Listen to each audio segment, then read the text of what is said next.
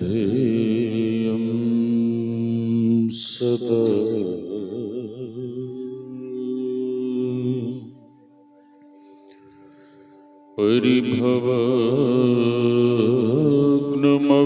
परिभवग्नमभीष्टदोहम्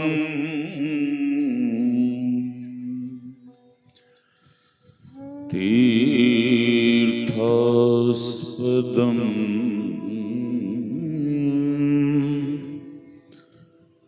शिववीरं चिनुतं शरण्यम्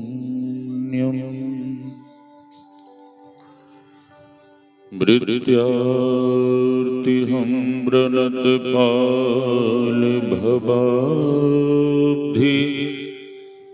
पोतं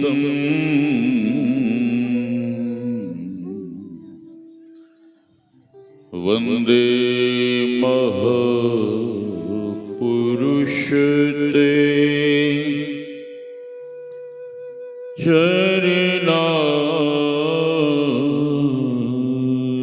चरणारविन्दम्। गुरुर्ब्रह्मा गुरुर्विष्णुः गुरुर्देवो महेश्वरः गुरुर्साक्षात् परं ब्रह्म तस्मै श्री गुरवे नमः। धन्य धन्य सद्गुरु सुखद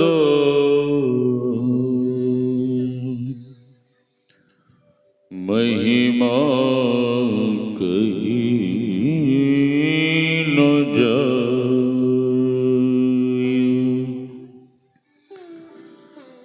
जो कछु कहूँ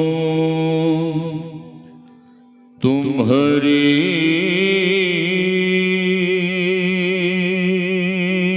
कृपा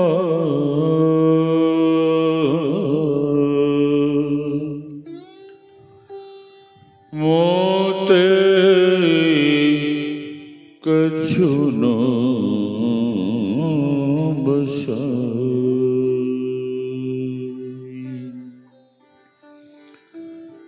मेरा मुझ में कुछ नहीं, जो कुछ है गुरु तो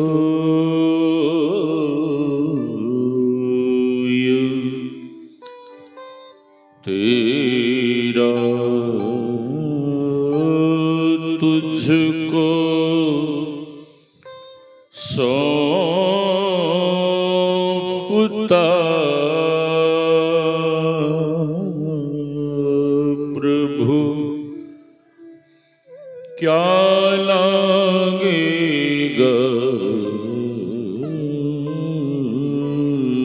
मोर। तेरा तुझको सौंपता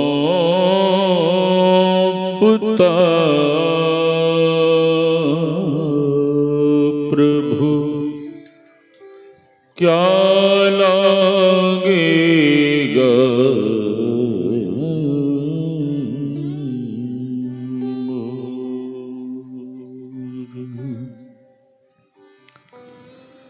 आसन पर आसीन परमाराध्य सदगुरु महाराज के युगल चरणों में कोटि कोटि नमन। इस पावन मंच पर विराज रहे पूज्य संत चरण इस ज्ञान यज्ञ में पधारे हुए पूज्य गुरुजन, सत्संग प्रेमी महानुभावों, माताओं एवं भक्तिमती बहनों, आप सबों के भीतर विराज रहे परमात्मा स्वरूप आत्मा को हम वंदन करते हैं। सिया राम में सब जग जानी, करऊं प्रणाम जोरी जुग पानी। यही भाव लिए हम आप सत्संग ज्ञान रूपी गंगा में अवगाहन कर अपने तन, मन और अंतःकरण को शुद्ध तथा पवित्र बनावें। कुछ कहने सुनने के पूर्व हम आप उच्च स्वर में गुरुदेव भगवान के नाम का जय घोष करें, ताकि यहाँ का वातावरण शुद्ध, पवित्र और शांत हो जाए। बोलिए श्री सद्गुरु महाराज की। अब पीछे से बिल्कुल आवाज नहीं आई।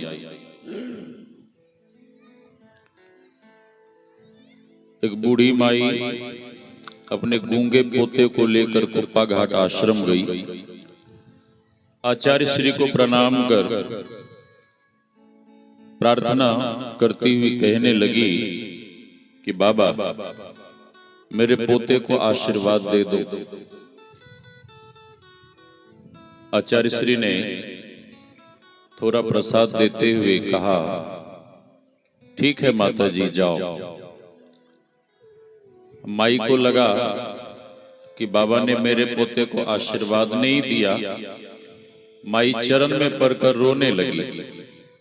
जब बहुत रोने लगी तो आचार्य श्री अपने सेवकों से पूछते हैं कि माई क्यों रो रही है। सेवकों ने कहा कि हुजूर, इसका पोता बोलता नहीं है। ये मैया चाह रही है कि आप इसके पोते को आशीर्वाद दें और इसका पोता बोलने लग जाए। जब माई बहुत रोने लगी तो आचार्य श्री के भीतर दया, करुणा की बाढ़ आ गई। संत हृदय नवनीत समाना। संत का हृदय तो मक्खन के जैसा कोमल। आचार्य श्री को जब दया आई तो आचार्य श्री उस गूंगे बालक से कहते हैं, बोल बच्चा श्री सद्गुरु महाराज। बच्चा नहीं बोला। दूसरी बार फिर आचार्य श्री कहते हैं, बोल बच्चा श्री सद्गुरु। बच्चा नहीं बोला। और तीसरी बार जैसे ही आचार्य श्री उस गूंगे बालक से बोलने के लिए बोले तो गूंगा बालक भी जोर से बोल उठा, श्री सद्गुरु महाराज। ये इधर हाल फिलहाल की घटना है। महर्षि व्यास ने लिखा है, इस साउंड की आवाज थोड़ी सी बढ़ाइए। महर्षि व्यास ने श्रीमद् भागवत महापुराण में लिखने की कृपा की है, मूकम करोति वाचालम पंगुम लंघयते गिरिम यत् कृपा तमहं वंदे परमानंद माधवम। भक्त नरसिंह मेहता की वाणी में, द्वार दया का जब तुम खोले, पंचम सुर में गूंगा बोले, अंधा देखे लंगड़ा चलकर पहुंचे काशी रे। जब वे संत भगवंत कृपा करते हैं, दया करते हैं, तो भक्त नरसिंह मेहता कहते हैं कि गूंगा बोल सकता है, लंगड़ा चल सकता है। इस बालक को बिठाइए या इसे लेकर पीछे चले जाइए, सबका ध्यान ये बटा देगा। श्री सद्गुरु। भक्त नरसिंह मेहता कहते हैं कि जब वे संत भगवंत कृपा करते हैं तो लंगड़ा चल सकता है। एक गरीब आदमी अपनी विकलांग बेटी को लेके देवराहा बाबा के पास गया। देवराहा बाबा के पास पहुंचकर रोने लगा। एक बार गुरुदेव ने भी संत शिशु सूर्य जी महाराज को, आप मानिए इस बच्चे को पीछे ले जाइए, गोदी में ले लीजिए, इसको ले जाइए पीछे। हाँ, गोदी में ले लीजिए, पीछे चले जाइए। श्री सदगुरु, और प्रवचन के बीच में किसी को आगे मत आने दीजिएगा। श्री सदगुरु,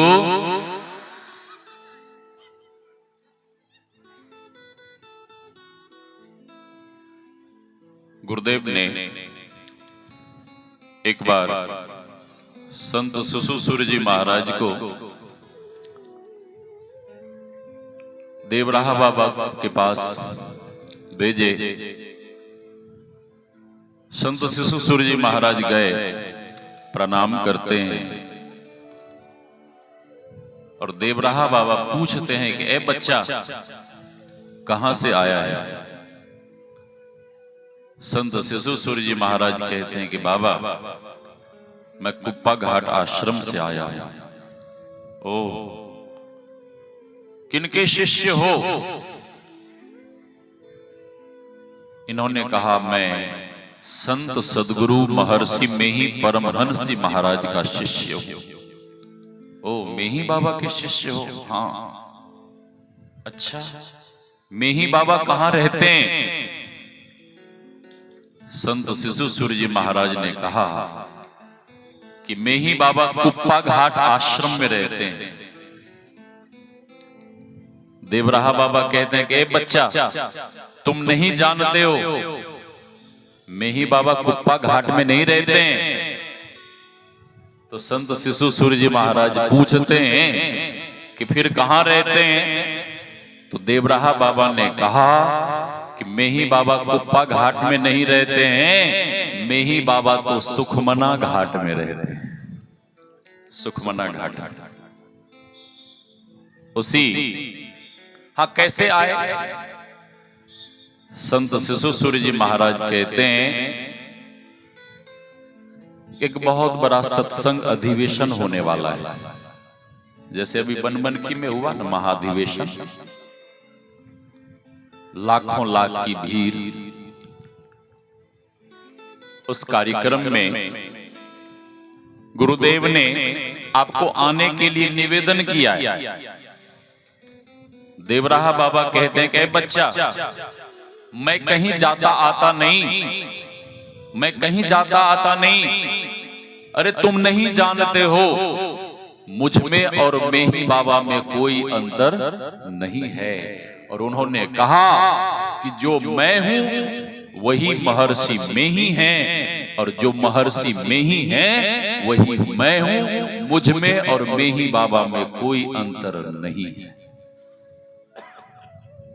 पंखा को बंद कर दो। श्री सदगुरु, वह गरीब आदमी रोने लगा। जब बहुत रोने लगा तो देवराहा बाबा पूछते हैं कि ए बच्चा क्यों रो रहे हो? वह गरीब आदमी कहता है कि बाबा मैं बहुत गरीब हूं, मेरी बिटिया विकलांग है और मेरी बिटिया से कोई भी विवाह करने को राजी नहीं है, तैयार नहीं है, इसलिए वो विकलांग है। और पिता को यदि किन्हीं से अधिक स्नेह होता है, पिता को यदि किन्हीं से अधिक प्रेम होता है, तो पिता को सबसे अधिक स्नेह, सबसे अधिक प्रेम अपनी प्यारी बिटिया से होता है। क्यों? इसलिए कि पिता जब किसी कार्यवश घर से बाहर जाते हैं, खेती के काम के लिए, शिक्षण के लिए, बिजनेस व्यापार के लिए, तो बेटी इधर पिता के कक्ष को बढ़िया से झाड़ू बुहारू कर, साफ सफाई कर, बिल्कुल मैले वस्त्र को धोकर प्रेस कर बढ़िया से सजा के रख देती हैं।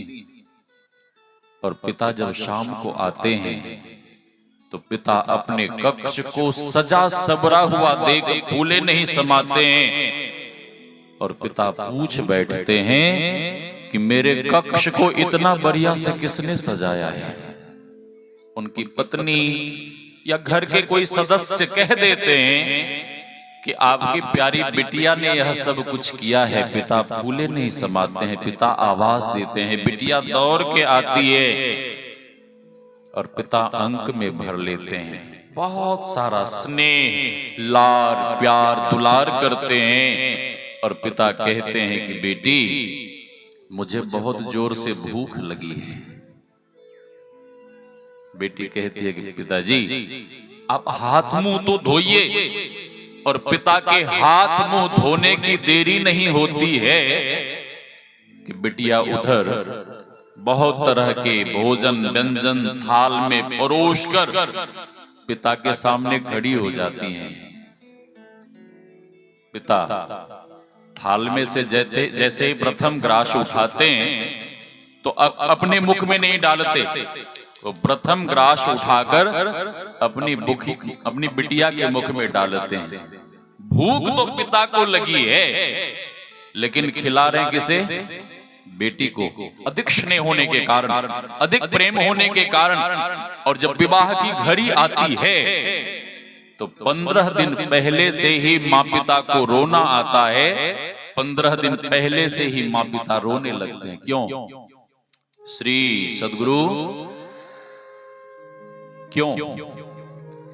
इसलिए पिता को चिंता हो जाती है, माँ पिता को चिंता लग जाती है कि पता नहीं जो बिटिया सेवा कर रही थी समय पर ये चाय, नाश्ता, भोजन, जलपान जो हमें मिल रहा था, पता नहीं इसके जाने के बाद हमें मिलेगा कि नहीं मिलेगा। और 15 दिन पहले से ही माँ पिता को रोना आता है। ऐसे समय में बड़े बड़े धैर्यवानों का धैर्य खो जाता है। माता जानकी की विदाई हो रही थी विवाह के बाद।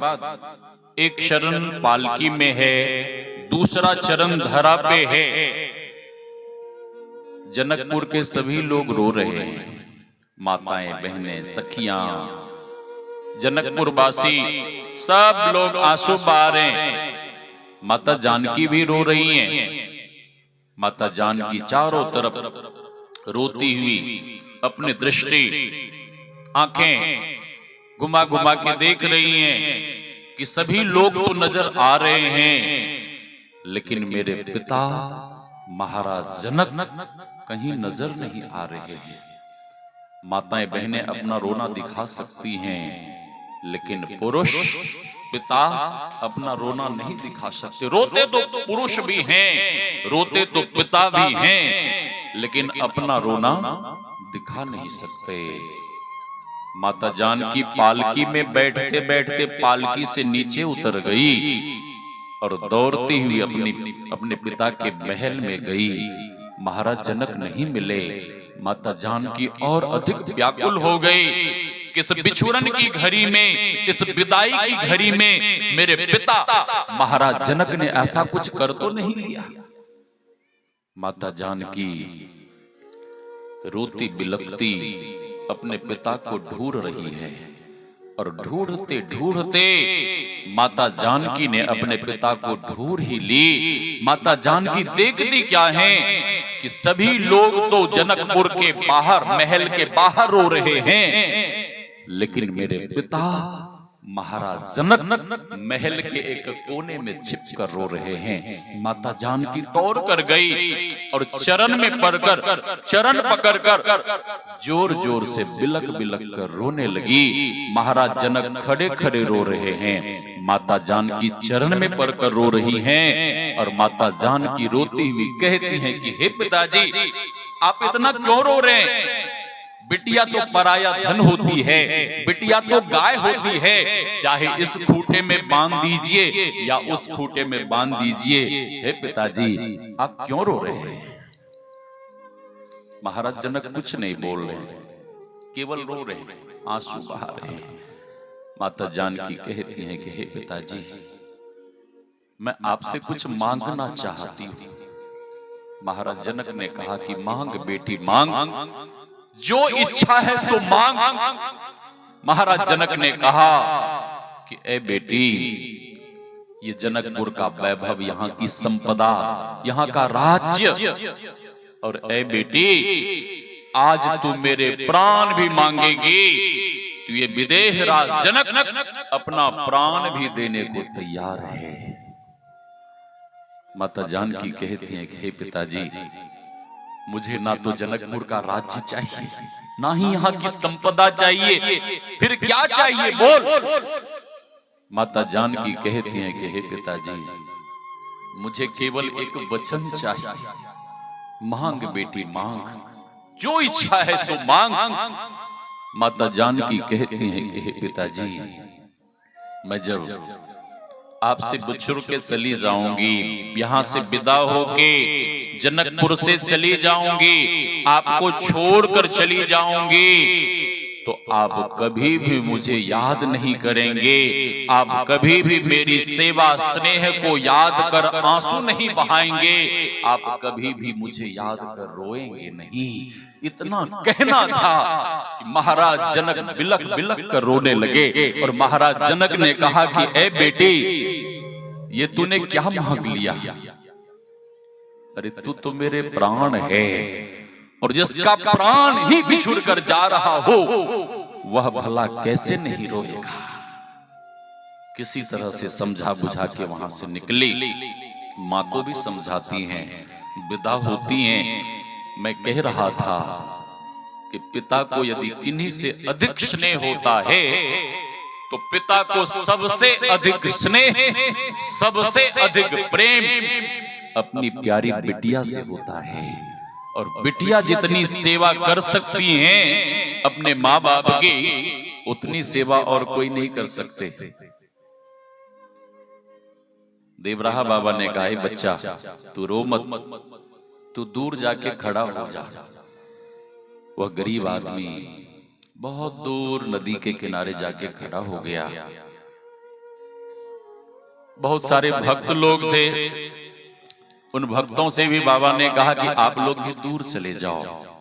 सभी लोग दूर जाके खड़े हो गए और मन ही मन विचार करने लगे कि देखें आज बाबा कौन सी करिश्मा करने वाले हैं, देखें कौन सा चमत्कार। देवराहा बाबा मचान के ऊपर रहते थे, बहुत सारा फल प्रसाद रखते थे।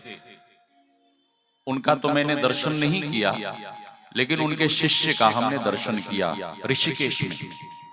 सेम वैसे ही रहनी गहनी में रहते थे मचान के ऊपर।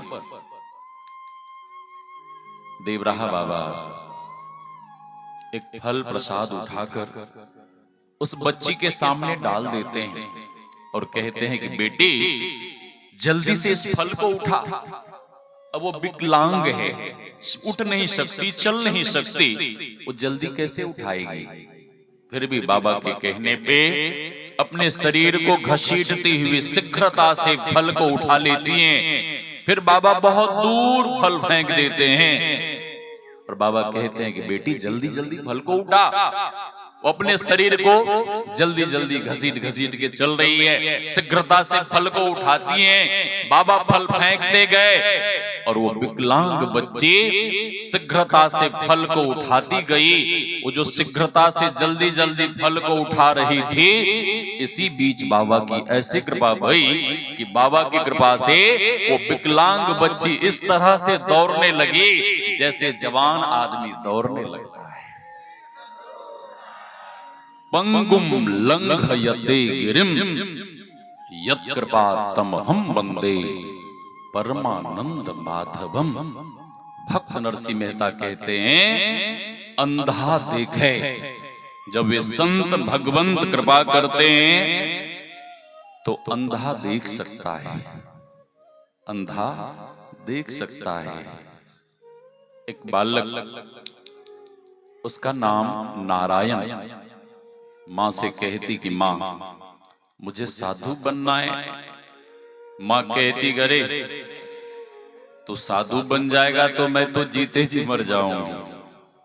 और माँ पिता के भीतर ऐसी इच्छा रहती है कि बेटा कुछ भी बने, ठीक है, बेटा कुछ भी बने, लेकिन बेटा साधु नहीं बने। क्यों? इसलिए कि साधु बनेगा तो वो छोड़ के कुप्पा घाट चला जाएगा, मनियारपुर चला जाएगा, हरिद्वार चला जाएगा, ठीक है। तो माँ पिता के भीतर ऐसी इच्छा रहती है कि बेटा कुछ भी बने लेकिन साधु नहीं बने। माँ कहती कि ऐ मेरे लाल, तू साधु बन जाएगा तो मैं तो जीते जी मर जाऊंगी, इसलिए तू साधु मत बन। एक दिन बालक ने हठ कर दिया, जिद कर दिया। माँ बहुत रोने लगी कि मैं मर जाऊंगी। बालक पूछता है कि माँ तुम इतना क्यों रो रही हो? माँ कहती है कि ऐ मेरे लाल, पता नहीं तू साधु बन जाएगा तो हमें छोड़ के चला जाएगा, न जाने मरने के समय, अंत समय में तुम्हारे दर्शन होंगे कि नहीं होंगे, तुम मिलोगे कि नहीं मिलोगे। माँ पिता के भीतर यही इच्छा रहती है कि बेटा चाहे जहां रहे, अंत समय में मेरे पास रहे, हाँ, मेरी सेवा करे, मेरी देखभाल करे। माँ जब बहुत रोने लगी तो बालक वचन दे देता है कि माँ मैं साधु बन जाऊंगा, तुम्हें छोड़कर तुमसे बहुत दूर चला जाऊंगा। माँ दूर तो चला जाऊंगा, माँ मैं तुम्हें वचन देता हूं कि जब तुम देह त्याग करने लगोगी, इस संसार को छोड़ने लगोगी, तो मैं तुम्हें वचन देता हूं कि अंतिम दर्शन करने जरूर आऊंगा। बालक वचन दे देता है, विश्वास के साथ बालक निकल पड़ा। श्री सद्गुरु बालक निकल पड़ा, एक राम मंदिर के द्वार पे पहुंचा, मूर्छित हो गया। एक क्षण के लिए बालक को हनुमान जी का दर्शन हुआ, मूर्छा दूर हुई। मंदिर के पुजारियों ने खाने को दिया, सोने के लिए चटाई दी, लेकिन बालक को नींद नहीं आई। नींद क्यों नहीं आई? श्री सद्गुरु जिनके भीतर परमात्मा प्राप्ति का विरह है, जिनके भीतर भगवान को पाने के लिए व्याकुलता है, बेचैनी है, उन्हें नींद नहीं आती। हाँ, मीराबाई कहती हैं, दर्द की मारी बन बन डोलूं, वैद्य मिल्या नहीं कोई। उसके पहले सूली ऊपर सेज हमारी, सोबन किस विधि होय, चुरस्य धारा निशिता दुरत्या दुर्गम, पथसत कवयो बदंती। जो अंतर पथ के पथिक हैं, जो विरही हैं, जो जिज्ञासु हैं, जो पिपासु हैं, जिन्हें भीतर में परमात्मा प्राप्ति का विरह है, उन्हें नींद नहीं आती है। वे तो रात रात भर जगकर परमात्मा का ध्यान करते हैं, उनकी आराधना उपासना करते हैं। बालक को नींद नहीं आई, खुली आंखों से आकाश की ओर देख रहा था, आकाश की ओर देख रहा था। उसी समय वहीं मंदिर में साक्षात हनुमान जी प्रकट हुए और हनुमान जी कहते हैं कि वत्स उठो उठो, जगो। बालक कहता है कि आप हनुमान जी? हनुमान जी कहते हैं कि वत्स तुम इतने आश्चर्यचकित क्यों हो रहे हो? मैं सचमुच में रामदूत हनुमान हूं। आप हमें दर्शन देने आए? हाँ, हम तुम्हें लेने आए हैं। हनुमान जी कहते हैं कि वत्स उठो, चलो। बालक निकल पड़ा, हिमालय में ले गए, जंगल में। और हनुमान जी उस बालक को दीक्षा देते हैं। दीक्षा में सबसे पहले हनुमान जी ने मंत्र जपने को कहा। श्री सद्गुरु जे पहुंचे ते कही गए, तिनकी एके बात। ठीक है, सबे सयाने एक मत। ठीक है, महापुरुष कहते हैं जो भी पहुंचे परमात्मा के पास, उन्होंने यही मार्ग अपनाया, यही रास्ता अपनाया। हाँ, आपको लगता होगा कि फलाने संतों का और कोई मार्ग होगा, हमारे गुरुदेव का और कोई मार्ग है। नहीं, हनुमान जी सबसे पहले मंत्र दीक्षा, मंत्र जप करने को बताते हैं। उसके बाद इष्ट के स्वरूप का ध्यान, इष्ट के स्वरूप का ध्यान करना। उसके आगे सूक्ष्म साधना करना। सूक्ष्म साधना के संबंध में हनुमंत लाल जी ने कहा कि दृष्टि योग की साधना करना। और जब दृष्टि योग की साधना करोगे तो प्रारंभ में तुम्हें श्याम वर्ण का प्रकाश दिखेगा, फिर पीत वर्ण का प्रकाश दिखेगा, और अधिक साधना करोगे तो लाल वर्ण का, और अंत में तुम्हें श्वेत वर्ण का प्रकाश दिखेगा। और श्वेत वर्ण का जब प्रकाश दिखेगा तो उस समय तुम्हें ऐसा लगेगा कि हम प्रकाश के साम्राज्य में आ गए हैं और चारों तरफ प्रकाश ही प्रकाश है। अच्छा, हनुमान जी ने जो कहा और हमारे गुरुदेव ने जो कहने की कृपा किए, पीली नीली लाल सफेदी स्याही सन्मुख आता है। हाँ, हनुमान जी ने कहा, जो कहा, और हमारे गुरुदेव ने जो पदावली में लिखने की कृपा की है, क्या कोई अंतर है? क्या अंतर है बाबा? हाँ, हनुमान जी कह सकते थे कि राम राम करो, तुझे भगवान की प्राप्ति हो जाएगी। नहीं, क्योंकि भगवान ने भी हनुमंत लाल जी से कहने की कृपा की, बहुशास्त्र कथा कंथारो मंथेन व्रतैव किम अन्वेष्टव्यम प्रयत्नेन मारुते ज्योतिरांतरम। हे पवन तनय, बहुत से शास्त्र के कथाओं को कहने से क्या लाभ? यत्नवान होकर अंतर की ज्योति की खोज क्यों नहीं करते? हनुमान जी भी बालक नारायण से वही कह रहे हैं। अंत में तुम्हें श्वेत वर्ण का प्रकाश दिखेगा। और साधना की अंतिम क्रिया है, जब प्रकाश का दर्शन हो जाएगा तो हनुमान जी कह रहे हैं कि नाद योग करना। श्री सद्गुरु हनुमान जी क्या कह रहे हैं? हनुमान जी क्या कह रहे हैं? नाद योग करना। ठीक है, हाँ, नाद योग। और हमारे गुरुदेव ने क्या कहा? हमारे गुरुदेव ने कहने की कृपा की नादानुसंधान। ठीक है, सुरत शब्द योग, शब्द साधना। बाबा कबीर ने कहने की कृपा की, साधो शब्द साधना कीजिए, यही शब्द से प्रकट भय सब, सोई शब्द गही लीजे।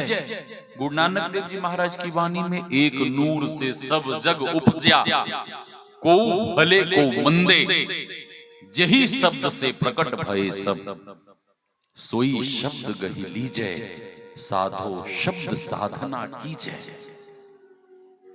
शब्द साधना करने से ही परम कल्याण होगा।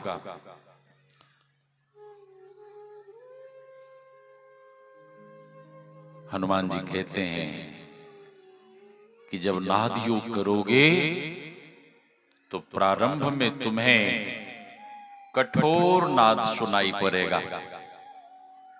गुरुदेव ने कहने की कृपा की, शरीर के रगरेसे की आवाज सुनाई पड़ेगी, मधुमक्खियों के भनभनाहट जैसी, मृदंग, मुरली, मजीरा आदि आदि शब्दों को सुनोगे। लेकिन गुरुदेव ने सावधान किया कि इन भारी भारी ध्वनियों को ही सुनकर नहीं रह जाना है। तब क्या करना है? प्रयास यह करना है, कोशिश यह करनी है कि जो सबसे दूर का शब्द है, परमात्मीय शब्द, जिसको ऋषियों ने, संतों ने ओमकार कहा, स्फोट कहा, उद्गीत कहा, प्रणव ध्वनि आदि आदि नामों से, हाँ, हनुमंत लाल जी कहते हैं कि प्रारंभ में तुम्हें कठोर नाद सुनाई पड़ेगा और अधिक साधना करोगे तो सौम्य नाद सुनाई पड़ेगा और अधिक भजन करोगे तो अंत में तुम्हें सूक्ष्म नाद सुनाई पड़ेगा। गुरुदेव की वाणी में जहां सूक्ष्म नाद ध्वनि आज्ञा, आज्ञा चक्र करो डेरा, हनुमान जी ने कहा कि जब वह सूक्ष्म नाद तुम्हें सुनाई पड़ने लगेगा तो उसी सूक्ष्म नाद के सहारे तुम राम लला के सत्य स्वरूप को जान पाओगे। किनके स्वरूप को? श्री सद्गुरु, आप लोग भी तो कुछ बोलिए, मैं अकेले बोलूंगा। राम लला के, और ये बाहर में जो राम लला के आप रूप स्वरूप को देख रहे हैं, हनुमान जी कह रहे हैं कि राम लला के असली स्वरूप नहीं है। फिर असली स्वरूप को यदि देखना चाहते हैं, परमात्मा के सत्य स्वरूप को यदि हम आप जानना चाहते हैं, तो हनुमंत लाल जी कहते हैं कि तुम्हें नाद योग करना पड़ेगा, अर्थात नादानुसंधान की क्रिया करनी पड़ेगी। हनुमान जी दीक्षा देकर चले गए। बालक नारायण तन मन से साधना में लग गया। बहुत कठोर साधना की, बहुत भजन किया, बहुत ध्यान किया, इतनी कठोर साधना की, इतना ध्यान भजन किया कि भीतर में उसे रामलला के सत्य स्वरूप का दर्शन हुआ। और रामलला ने कहा कि वत्स, आज से तुम राम के दास हो गए, आज से तुम राम दास हो गए। और इतनी साधना की, इतना ध्यान किया कि वे सर्व समर्थ संत हो गए और उन्हीं का आगे चलकर नाम पड़ा समर्थ रामदास जी महाराज।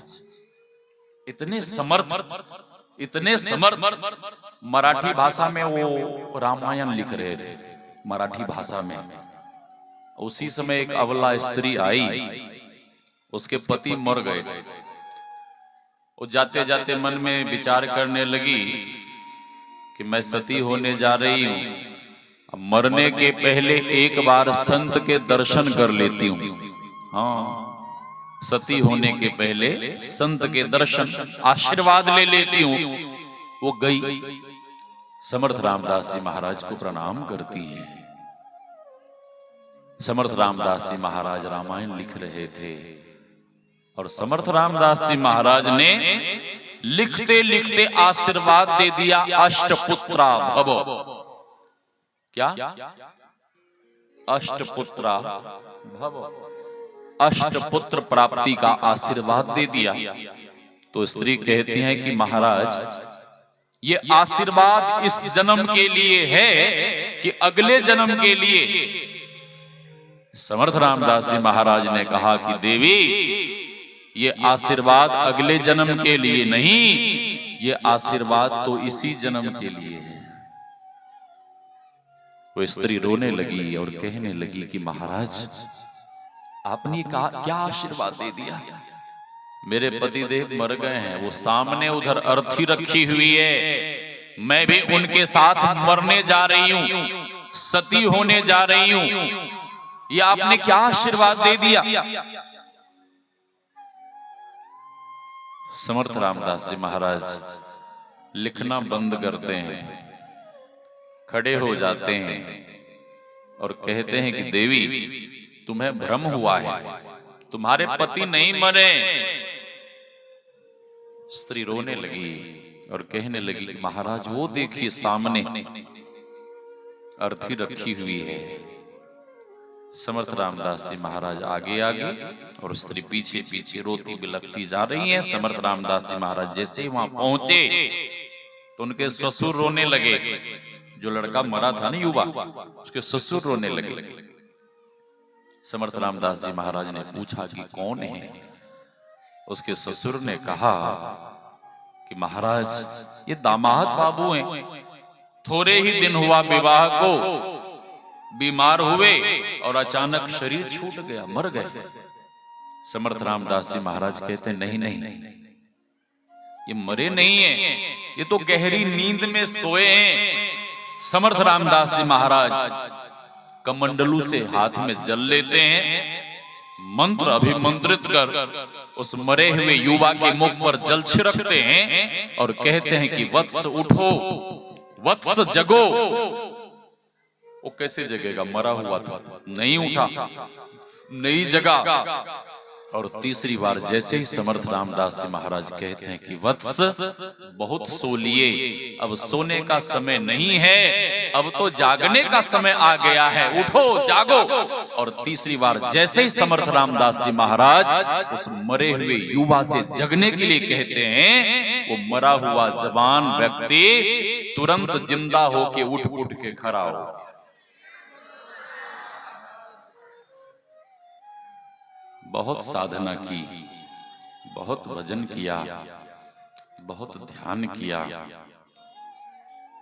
बहुत समय बीते, आज अचानक समर्थ रामदास जी महाराज को यह अनुभव हुआ कि लगता है कि अब मेरी मां के देह त्याग करने का समय आ गया है। समर्थ रामदास जी महाराज अपने आश्रम से निकल पड़ते हैं, अपने गांव पहुंचते हैं, अपने घर गए, अपनी मां को साष्टांग दंडवत लेटकर प्रणाम करते हैं। मां पूछती हैं आप कौन हैं? मां क्यों पूछ रहे हैं आप कौन है? श्री सदगुरु मां क्यों पूछ रही हैं कि आप कौन हैं? मां इसलिए पूछ रही हैं कि आप कौन हैं, जब से उसका बेटा नारायण घर छोड़कर गया, अपने बेटे के बिछुड़ने के कारण विरह में इतना रोई कि रोती रोती वो अंधी हो गई थी, उसकी नेत्र ज्योति चली गई थी। कई बार ऐसा होता है, अपनों के बिछोड़ने पर लोग इतने रोते हैं कि अपनी नेत्र ज्योति खो बैठते हैं, अपना स्वास्थ्य बिगाड़ लेते हैं, कई लोग तो अपना देह त्याग भी कर देते हैं। इसी इलाके की सच्ची घटना मैंने अपनी आंखों से देखी, यहीं की घटना है, पास वाले गांव की घटना है। नाम नहीं बताऊंगा, नाम मैं जानता हूं। उनकी पोतोहू नाम भी बता ही देता हूं, उनका नाम है अरविंद बाबू।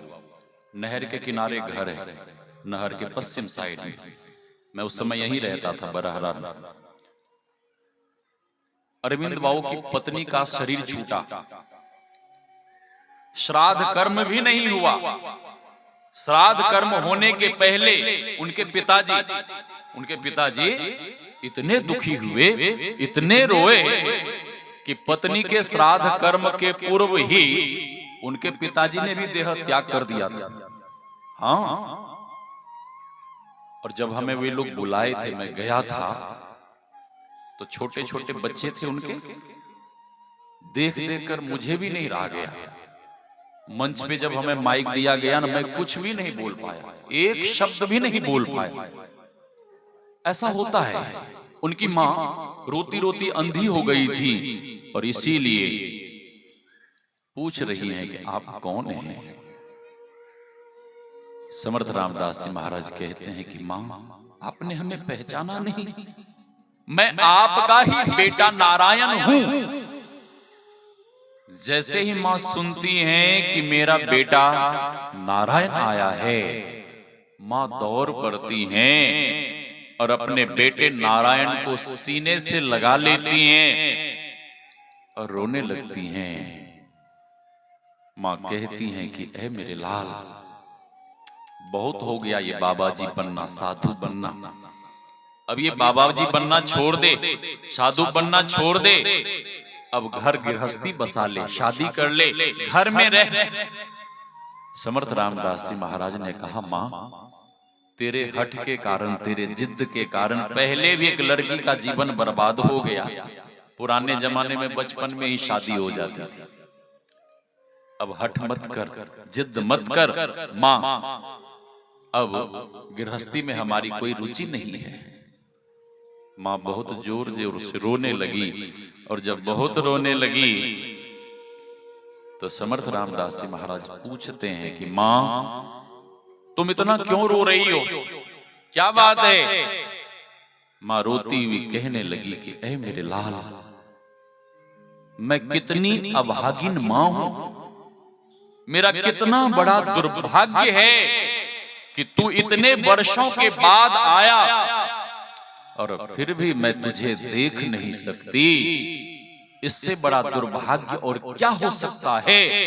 ऐ मेरे लाल, तू तो भगवान का भगत है, तू भगवान से कह, भगवान से प्रार्थना कर कि एक बार वे भगवान केवल मेरी नेत्र ज्योति लौटा दें और एक बार मैं तुझे जी भर कर देख लूं तो शांति से इस देह को त्याग सकूंगी।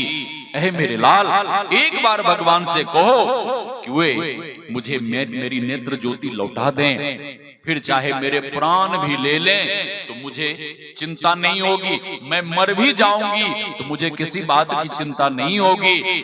और ऐसा कहती कहती मां बहुत जोर जोर से रोने लगी। समर्थ रामदास जी महाराज को दया आ गई और समर्थ रामदास जी महाराज कहते हैं कि मां, तू रो मत, इतनी सी बात के लिए तुम इतना रो रही हो, मां रो मत, मैं जैसा कह रहा हूं वैसा करो। हाँ बेटे, जल्दी बोलो क्या करना है। समर्थ रामदास जी महाराज कहते, मां तू अपनी आंखें बंद कर ले। उनकी मां आंख बंद कर लेती हैं। समर्थ रामदास जी महाराज अपना हाथ अपनी मां के आंख के ऊपर रखते हैं और समर्थ रामदास जी महाराज खड़े खड़े, मां भी खड़ी हैं और समर्थ रामदास जी महाराज भी खड़े खड़े जप करते हैं, परमात्मा का ध्यान करते हैं, सुमिरन करते हैं और धीरे धीरे अपना हाथ हटा लेते हैं। और समर्थ रामदास जी महाराज कहते हैं कि मां, अब तुम धीरे धीरे अपनी आंखें खोलो।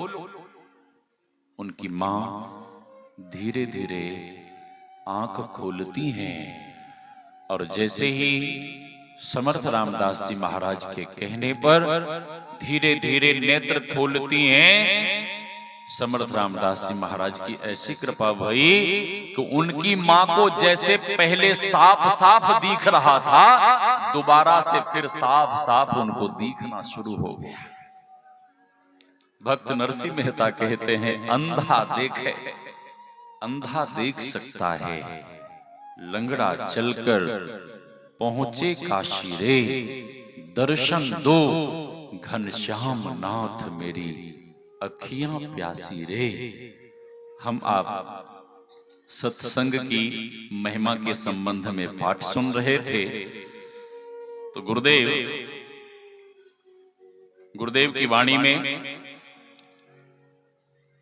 नित सत्संगति करो बनाई, अंतर बाहर क्या है?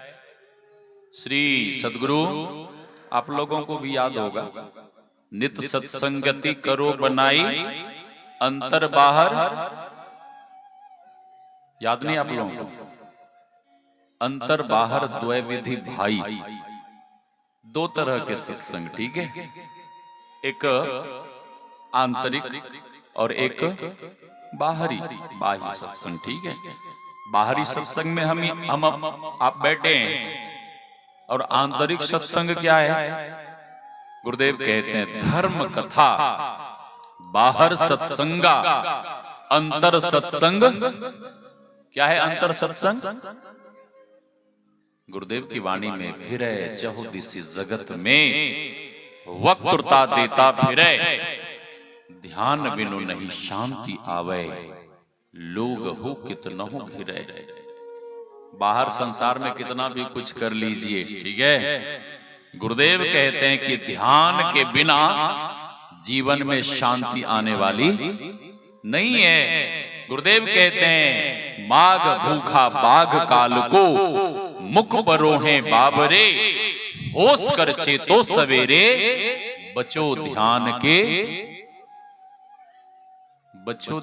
के दावरे, काल मुख से निमुख भागो, ध्यान के बल भाई रे, ऐसो अवसर खोई हो तो रोई हो। अवसर क्या है? अवसर बार बार नहीं आवे, ये मानव जीवन ही हम आपको एक अवसर मिला है, ठीक है? मानव जीवन, भगवान श्री राम कहते हैं we have got this human body, you great luck. यह शरीर जो हम आपको मिला है, बरभागी शरीर, किनकी कृपा से? भगवान कहते हैं God has given this human body by grace, परमात्मा की कृपा से। हरि तुम बहुत अनुग्रह कीन हो, साधन धाम विबुध दुर्लभ तनु, मोहि कृपा करी दीन हो।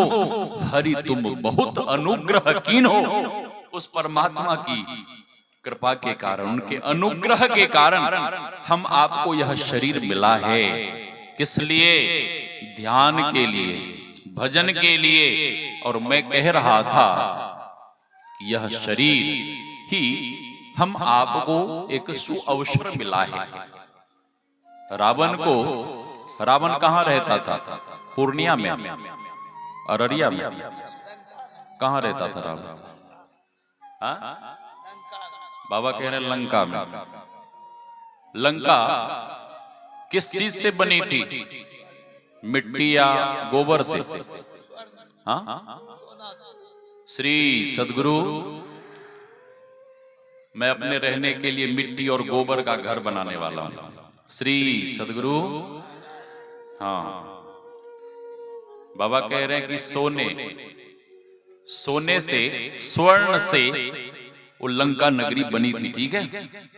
रावण को सोने का नगर मिला था। अच्छा, रावण ने स्वर्ण नगरी लंका का सदुपयोग किया या दुरुपयोग क्या किया? श्री सदगुरु, हमारी आवाज पीछे नहीं जा रही क्या? जा रही है? हाँ। रावण ने उस स्वर्ण नगरी लंका का दुरुपयोग किया या सदुपयोग क्या किया? दुरुपयोग किया। और दुरुपयोग करने का परिणाम क्या मिला? 1 लख पूत 1.25 लाख नाती, जा रावण घर, सोने के महल रुपए के छाजा, छोड़ चले नगरी के, हाँ, रोता हुआ, पश्चाताप करता हुआ, हाथ मलता हुआ उस स्वर्ण नगरी लंका शरीर और संसार को छोड़कर चला गया, रोता हुआ बिलखता हुआ चला गया। ऐसा क्यों हुआ? इसलिए उसने स्वर्ण नगरी लंका का दुरुपयोग किया था, ठीक है। और हम आपको ये मानव जीवन रूपी एक सुनहरा अवसर मिला है, और इस सुनहरे अवसर का यदि हम आप दुरुपयोग करेंगे तो रावण के जैसे ही रोता हुआ बिलखता हुआ, हाथ मलता हुआ, पश्चाताप करता हुआ इस शरीर और संसार को छोड़कर जाना पड़ेगा। ऐसा ना करना पड़े, इसलिए सोच लो समय के रहते। ध्यान से सुनिए, सोच लो समय के रहते, बना लो शाही जीवन को। समय जब बीत जाएगा बहा आंसू को क्या होगा। हाँ, मन भजन करो भगवान, भरोसा क्या कल का। आज नहीं कल क्यों तू करता, ऐसा कर किसको है छलता। यह वादा अनभल का, भरोसा क्या कल का। टाला टूली में दिन रीता, एक नहीं युग बहुतों बीता। कर आस परम फल का, भरोसा क्या कल का। तो गुरुदेव कहते हैं, काल मुख से निबु की भागो, ध्यान के बल भाई रे। ऐसो अवसर खोई हो तो, रोई हो पछताई रे। लेकिन लोग बहाने बनाते हैं। लोग कहते हैं कि भजन करने का हमारे पास टाइम नहीं है, ठीक है। दिन भर आप काम करते हैं, रात में क्या करते हैं? रात में क्या करते हैं? रात में तो खा पी के खर्राटे बजा के सो जाते हैं। हाँ, तो महापुरुष कहते हैं, या निशा सर्वभूतानाम तस्याम जागरति संयमी, तस्याम जागरति भूतानि, सा निशा पश्यतो मुनः। जब संसार के संसारी लोग खा पी के चैन की नींद सो जाते हैं, नींद लेते हैं, नींद मारते हैं, हाँ, खर्राटे बजा के सो जाते हैं, तो उसी रात्रि में, अर्धरात्रि में आप जगकर हाथ मुंह धोइए, थोड़ा घूमिए फिरिए, टहलिए। आपको उस समय इतना आनंद आएगा, आपको ऐसा लगेगा कि हम स्वर्ग में विचरण कर रहे हैं। आप खुले आकाश में थोड़ा घूमिए ना, आधी रात को भजन के लिए जगिए, हाथ मुंह धोकर थोड़ा घूमिए फिरिए, पवित्र आसन बिछाकर भजन करने के लिए बैठिए। आपको लगेगा कि हम बिल्कुल स्वर्ग में हैं और उस परमानंद के आनंद को प्राप्त करने इतना आनंद आएगा। अर्धरात्रि में जगकर भजन करिए, अर्धरात्रि का वातावरण बिल्कुल शांत रहता है। उस समय आपका पोता, आपका नाती, आपका बेटा, आपकी बहुरानी कोई भी डिस्टर्ब नहीं करेंगे आपको, ठीक है। उस समय सब लोग चैन की नींद ले रहे हुए होते हैं। उस समय आप परमात्मा के लाल, सदगुरु के शिष्य, सदगुरु के भक्त, आप भजन करने को जगह हैं। आपको कोई भी डिस्टर्ब नहीं करेगा। बैठकर खूब मुस्तैदी के साथ ध्यान करिए, भजन कीजिए। उस समय जो आनंद आएगा भजन में, ध्यान में, वो आनंद अन्य समय नहीं आ सकते, इसलिए कि उस समय का वातावरण बिल्कुल शांत रहता है। पशु पक्षी भी सो रहे हुए होते हैं, कहीं कोई आवाज नहीं होती है। और खासकर जिन्हें शब्द साधना करनी है, जिन्हें नादानुसंधान की क्रिया करनी है, उन्हें तो निश्चित रूप से अर्धरात्रि में जगकर ध्यान करना चाहिए।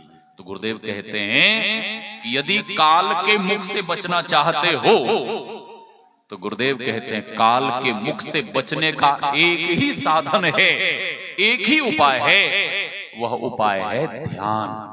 ध्यान, और जो ध्यान करते हैं उसका काल कुछ नहीं बिगाड़ सकता, ठीक है।